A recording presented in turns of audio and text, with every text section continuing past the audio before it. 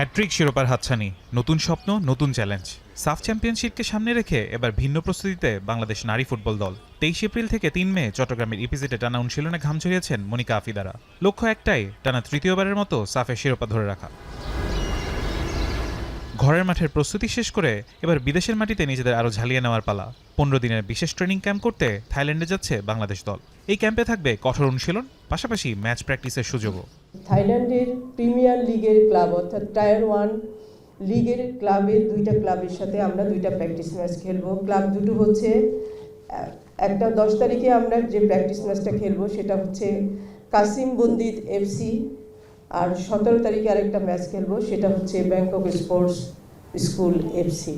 এই দুইটা ক্লাবের সাথে আমরা দুইটা প্র্যাকটিস ম্যাচ খেলবো এবং একইভাবে থাইল্যান্ড থেকে আমরা 21শে মে রওনা দিব ইন্ডিয়াতে।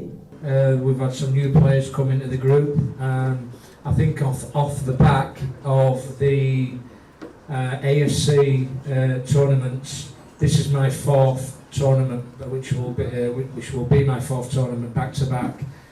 And I think over that period of time, you actually do get to know your players a little bit more sort of better.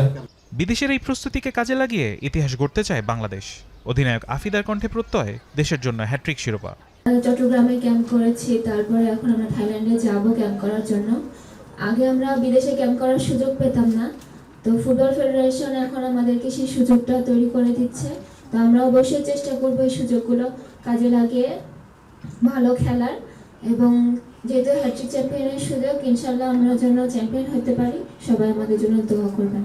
থাইল্যান্ডের এই সফর থেকেই সাফ ইতিহাসে প্রথম নারী দল হিসেবে টানা 3 শিরোপার মিশনে যাত্রা শুরু করবে বাংলাদেশ। নিজের শেষ অ্যাসাইনমেন্টে কোচ পিটার বাটলারও চান শিরোপা উৎসব করতে। ফারহান ইহসান, এখন, ঢাকা।